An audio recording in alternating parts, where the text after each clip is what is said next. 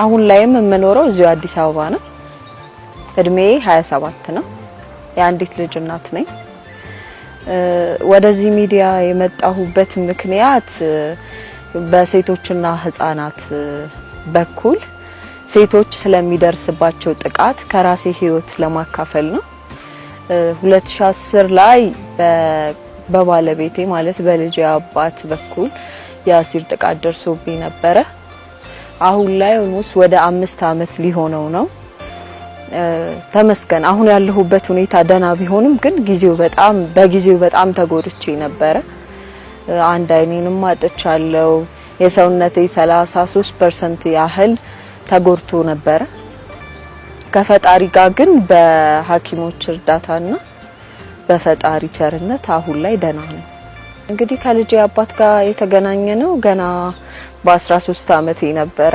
የ8ኛ ክፍል ተማሪ ነበርኩና እሱም እኛ የምንኖርበት ሰፈር ላይ ማለት ጣሊያን ሰፈር ላይ ይኖር ነበርና ያው ስትገባ ስትወጣ በአፍላ እድሜ የምትተያየው ነገር አለና በዛ እንትን ተዋወቀኝ እሱ።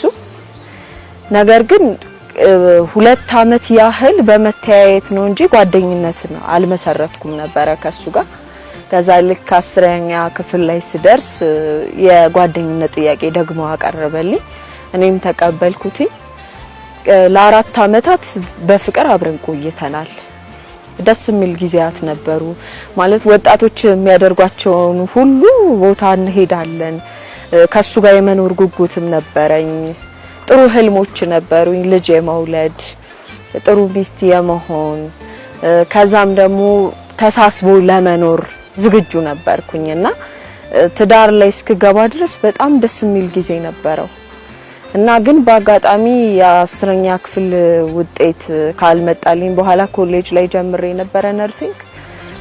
አንዳንዴ ፍቅር ላይ ስትሆን የማታስባቸው ነገሮች አሉ። ማለት ወደፊት ምን ይመጣል የሚለውን ነገር ሳይሆን ፍቅር ውስጥ በቃ ዝም ብለህ ነው ዘው ብለህ የምትገባውና በመሃል ግንኙነት ጀምረን ስለነበረ ኮሌጅ እየተማርኩኝ ልጅ ተረገዘች ማለት ነው። ከዛ ያው ልጅ ከተረገዘ በኋላ ቤተሰብ ላይ መኖር ትንሽ ከባድ ነው። እሱም አብሮ ስለመኖር ፍላጎት ስለነበረው በጣም እንትን ይለኝ ነበር፣ ያስጨንቀኝ ነበር። ህፃኗ ልክ 4 ወር ጨርሽ ወደ 5ኛ ወር እስኮን ድረስ ቤተሰብም ጥዬ መውጣት ሁላ ከብዶኝ ነበር በሰዓቱ። ልጄን በቃ ከሱ ጋር በደስታ ለማሳደግ የነበረኝን ጉጉት አስቤ ለቤተሰብም እሱ የጥላቻ መንገዱ በጣም እየበዛ መጣ። እኔን ማጥቃት ለካ ይፈልግ ነበር። በግል ከሚማከረው ከግል ጓደኛው ጋር እንዲኮ አደረገችኝ እምቢ አለችኝ የሚል ወሬ እንደሚያወራ ስልኬንም በተለያየ አጋጣሚ ሪከርድ ለመስማት ኮል ሪከርደር ሳላይ ይጭንብኛል። ማንም ሰው እንዲደውልልኝ አይፈልግም። ለብሼ ስወጣ ደስተኛ አይደለም። በቃ በምንም እንጃ እኔና እሱ መጣጣማችን ከዛ ጊዜ በኋላ በፊት የነበረው ፍቅር ሁሉ አጠፋ።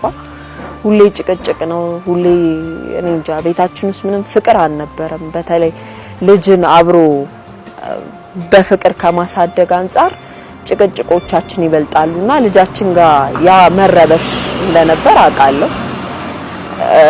ቀጠለ። በቃ ለመጨረሻ ጊዜ ትምህርቴን ልጨርስ አካባቢ ላይ ስራ ማቆም አለብሽ አለኝ። ከዛ ማስፈራሪያዎች መጡ በስልክ። ዛቻው ምንድነው? አንቺ ህይወቴን አበላሽተሽ ልትኖሪ አትችይም። ምክንያቱም የምትመኪበት ውበትና መልክ የሰው ልጅ ከእግዚአብሔር ውጪ ማንንም ሊመካ አይችልም። ምክንያቱም መልክ ፈራሽ ነው፣ አፈር ነን ብዬ ስለማምን ማለት ነውና የምትመኪበትን ነገር አጠፋዋለሁ መልክሽን። እኔ አለኝ ብዬ የማላስበው ነገር ነውና ልጁን በዛ ይለኝ ነበር። ቢያንስ በቀን 3-4 የስልክ ጥሪ ይደርሰኛል። አይምሮ የመረበሽ ጀመረ። አንደኛ ስራ እንዳቆምበት የተደረገው ምክንያት ያ ነው። ከዛ ደግሞ ድርጊቱ ከተፈጸመ በኋላ ዳይሬክት ወንጀለኛው በስልክ የሚያስፈራራኝ ሰው ነው ተብሎ እንዲታሰብ ነው ያ ቀመር የተቀመረውና የስልክ ጥሪ ለ2 ወራት ያህል ያስፈራራኝ። ስራም በመሃል ማቆም ነበረብኝ። አቆምኩኝ። ከራሱ ከገዛ ባለቤቴ ጋር ሆኜ አንድ ቀን ልጃችንን ቤተሰብ ጋር አስቀምጠን የመጀመሪያው የአሲድ ሙከራ የተደረገብኝ ቀን ምሽት ላይ ተዝናንተን ስንመለስ መጸዳዳት አለብኝ ብሎ አንድ ጥግ ላይ ጨለማ ላይ እንደቆመ የሆነ የሚሮጥ ልጅ አንገቴ ጋር ምንም ማላቀው ኬሚካል ነገር ረጭቶብኝ አለፈ። ለመያዝ በሚመስል እንትን ሮጠና መልሶ መጣ። ምንድነው ያደረጉብሽ? ደፉብሽ አሲድ አለ። ምን እንደሆነ አላቀም ምን ያልኩት በሰዓቱ ያ ድንጋጤ የህይወት እንትኔ በቃ መስመሪ በሱ ቁጥጥር ስር እንደሆን የሚያደርግ ነበርና ከቤት አልወጣም። ልጄን መሸኘት ማስገባትና እሱ የሚሉኝን ነገሮች ለማድረግ ተገደድኩኝ። ያ የመጀመሪያው ነው። ቀጥሎ ከ15 ቀን በኋላ ዳግማ ትንሣኤ በኋላ በሳምንት እንደማለት ነው ዋናው ድርጊት። ያንንም ቀን በጣም ደስተኛ በመሆን ቅዳሜ ዕለት ነው ልጃችን አርብ ዕለት የሱ ቤተሰቦች ጋር እንድትሆን ተስማምተን ልብሷን ይዘን ሄደን አርብም ጥሩ ጊዜ አሳልፈን እሷን ካደረስን በኋላ ቅዳሜ በቃ እንዝናናለን የኔና አንቺ ጊዜ ነው አለኝና የድሮ ፍቅራችን ተመለሰ በሚል ነው ደስተኛ የነበርኩት። እና ስራ መሰራበት ቦታ ጃን ሆቴል የሚባል ሆቴል ነበር። እዚህ ሰሜኑ ሆቴል ፊት ለፊት ነጋ የሚባል ሆቴል አለ። የትኛው ቦታ እንግባ ሲለኝ አረ እዚህኛው እንግባ የሰራውበት ሳይሆን እዚህኛው ብዬው ገባ። ጥሩ እየተዝናናን ነበርና በመሃል እዛ ስሰራ ማቃቸው ልጆች ነበሩ። እነሱ ይቀላቀሉን አለ ከዚህ በፊት ያቃቸው ስለነበረ። ከዛ በጣም ብርድ ስላለ ጃኬት ደርቤ ልምጣ ቤት አለ። ከሰሜን ሆቴል ሰሜን መዘጋጃ ይርቃልና ትንሽ ተዝናንተን እንግባ በቃ አልኩት። አይ አንቺም የለበሽው ስስ ነው እኔም የለበስኩት ስስ ነውና ማምጣት አለብኝ ነው የሚለው። ግን በመሃል የማይበት ጥርጣሬዎች አሉ። አሁን ላይ ነው ድርጊቱ ከተፈጸመብኝ በኋላ ነው ነገሮች ማስተዋል የጀመርኩት። የስልክ ጥሪዎች ነበሩት እየወጣ ያወራል። ከዛ ጃኬቱ በግድ ላምጣ ሌላ ጊዜ ከሰው ጋር ሆኜ የማያምነኝ ባለ ከነሱ ጋር ሆኜ ምንም ችግር የለውም ብሎ ትቶኝ ሄደ። ደርሶ ለመመለስ የተወሰኑ ደቂቃዎች በቂ ነበሩ። በትራንስፖርት ግን ከግማሽ ሰዓት በላይ ቆይቶ መጣ። በዛ ሰዓት ደግሞ ነገሮችን ለማስተካከል እንዲመቸው ነበር። ምክንያቱም ሴታፕ ነው የሚደፋብኝ ሰው ለማናገር ለማስተካከል ነው የወጣው። ከዛ ሲመጣ ለሱ ኮት ነው ለኔ ስስ ጋውን ነገር ነው ይዞልኝ የመጣው። የተለየ ነገር አይደለም። አለበሰኝ እና የተወሰኑ ደቂቃዎች ስንቆይ በመሃል እኔ እየጠጣው ነበር። መስከር ቢኖርብኝ እኔ ነበርኩ። ግን እንደሰከረ ሰው ለመሆን ሞከረ። በዛ ሰዓት ቤት መመለስ አለብን አልኩት። ነይ በቃ በእግር ወክ ያረጋግን እንግባ አለኝ። ለምን ጠላት አለኝ እዚህ ጋር የሚያስፈራራኝ። ይሄንን ታሪክ እኔ ቆሜ ባወራ ደስ ይለኛል። ከዛ በኋላ ክርክር ያዝን። ትራንስፖርት አናገኝም በእግራችን ነው መሄድ ያለብን አለኝ። በፍጹም አልኩት የትራንስፖርት የለኝም አለኝና እኔ ጋር ይዣለሁ ብዬ ላዳ ያዘ። ከዛ ብዙም ሩቅ አይደለም ያን ያህል ቦታው። ግን ላዳው ተመሳሳይ ከዚህ በፊት ድርጊቱ የተሞከረብኝ ቦታ ጋር ሽንቴ መጥቷል መውረድ አለብን ብሎ አስወረደኝ። ከዛ ሽንቱን ሻንቶ መምጣት እንደሚፈልግ ነገረኝና እዛ ቦታ ላይ ሄደ ተመልሶ። በርቀት ማየው በጣም የሚያስተውለኝ ልጅ ነበረ። ኮፍያ ሹራብ የተከናነበ ልጅና በጥቁር ፌስታል ሃይላንድ ይዟል። አስተውያለሁ ያንን ነገር። ግን አንዳንዴ የራስ የምትለው ሰው ይከላከልልኛል ብለህ ታምነዋለህና ና ቶሎ በል ቤት እንግባ ስለው ለምንድነው ቆይ በሚል ጭቅጭቅ ጀመረ ማለት ነው።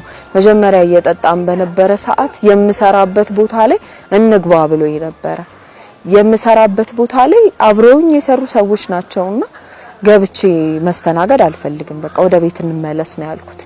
ምክንያትሽ ምንድነው? እዛ ቤት መግባት ያልፈለግሽበት ምክንያት አለ፣ የምትፈልጊው ሰው አለ በሚል ጭቅጭቅ እዛ ቦታ ላይ ልጁ ያየኝ እኔም ፍራቻዬ ወሬው ላይ ሳይሆን ልጁ የሆነ ነገር እንደሚያረግብኝ ነው የሚገባኝና ወደዛ ሳስተውል ራቅ ያሉ ቢዝነስ የሚሰሩ ሴቶች ቆመዋል። ሰዓቱ ወደ 4 ሰዓት ከ10 ምናምን ገደማ ቢሆን ነው ምሽቱ፣ ብዙ አልገፋም። ግን ሰዎች በቀላሉ አንዲት ሴት ላይ ድርጊት ሲፈጸምባት የሚያስተውሉበት ሰዓት ነው።